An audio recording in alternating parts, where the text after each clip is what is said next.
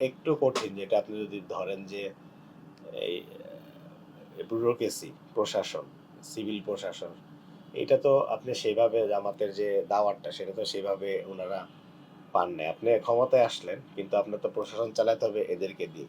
তো সেখানে যে ইয়ে আহ, সেখানে যে সৎ থাকা, তারপর বিভিন্ন পর্যায়গুলি যে আছে জামাতের, সেটা তো এস্টাবলিশ এখনো হয় না। তো দেখা যাবে যে অনেকটা মিশরের মতো অবস্থান হতে পারে, যে বড় একটা অংশ ষড়যন্ত্রের চেষ্টা করবে, অথবা ওনাদের যে ইয়ে দাওয়াতটা, সেটা তো বড় একটা অংশ এখনো ওইভাবে গ্রহণ করা বা পর্যায়ে যায়নি।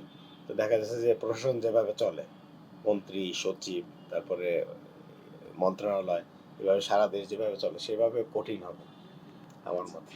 আচ্ছা, আপনার পিতা একজন সাংবাদিকও ছিলেন। সাংবাদিক হিসেবে তার কি কি অবদান আছে, বা সাংবাদিক কামরুজ্জামানকেও আপনি কেমন দেখেছেন?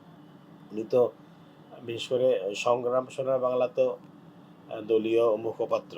দলীয় মুখপাত্রের সাংবাদিকতাটা একটা মানে চ্যালেঞ্জিং হয় আর কি, যে মূল সাংবাদিকতার ধাঁচে যাওয়া যাওয়া যায় কিনা। এরপরও আমরা ছোট সময় আমি যে দেখছি, আব্বার কাছে ছিলাম, যে সংগ্রামে অনেকেই ওনার কাছে কাজ শিখছে বা সোনার বাংলা ওনারা পরবর্তীতে বের হয়ে মানে জাতীয় অন্যান্য দৈনিকে কিন্তু ভালো করতেছে, এবং ওনাদের এই প্রফেশনালিজম, সাংবাদিকতার পেশাদারিত্ব ধরে রাখতে অনেকেই ভালো কাজ করছেন।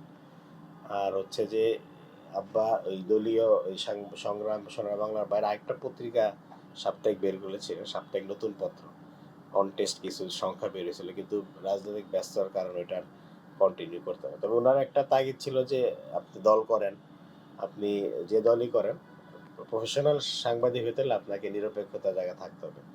ওই হিসেবে বিভিন্ন ট্রেনিং বা অনেকেরই অনেক এখন মোটামুটি বড় পর্যায়ে আছে, অনেকেরই আব্বার সাথে এই বিষয়ে দীর্ঘ কথাবার্তা, তবে চেষ্টা করতেন গাইডলাইন দেওয়ার, যে এইভাবে কাজ করো, তোমার যে সংগ্রামে থাকতে হবে এই এমন না, তুমি অন্য জায়গায় চেষ্টা করো তোমার কাজ দিয়ে, তোমার রিপোর্ট দিয়ে। সেভাবে অনেককেই ইনফ্লুয়েন্স করতেন দেখতাম। সাংবাদিক থাকা অবস্থায় তার সাথে কার কার সাথে আড্ডা, যোগাযোগ, কথা বা আপনাদের বাসা আসা যাওয়া হতো? আমাদের রুহুল আমিন গাজী, গাজী চাচা, ওনার সাথে ভালো একটা সম্পর্ক ছিল। ইভেন এখন যে আমরা ইয়ে ফরহাদ মজার কথা অনেকেই জানেন, ওনার সাথে আব্বার দীর্ঘ কথাবার্তা, তো ওনার সাথে আব্বা দেখা করতেন।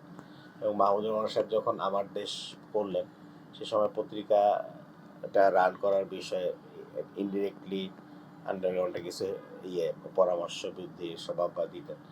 এছাড়া প্রেস ক্লাবে উনি চেষ্টা করতেন যে যখন সময় পেতেন বিকালের দিকে সিনিয়র সাংবাদিক আসতো, অনেকের সাথে আড্ডা হতো।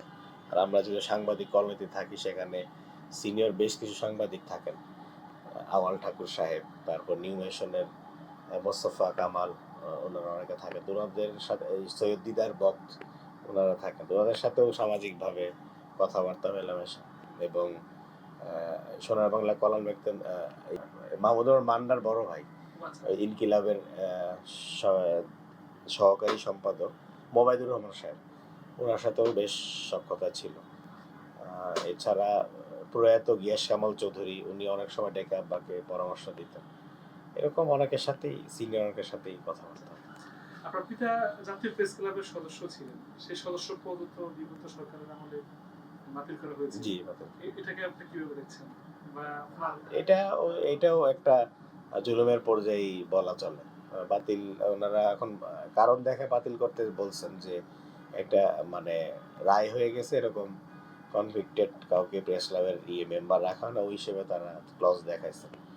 তো এটা পরবর্তীতে আমরা এখন প্রেস ক্লাবে যারা আছে তাদেরকে আহ্বান জানাবো, যদি আব্দুল কাদের মোল্লা চাচা এবং আব্বার যে সদস্য পদটা, সেটা বিষয়ে তারা কোনো কিছু করার আছে কিনা এটা।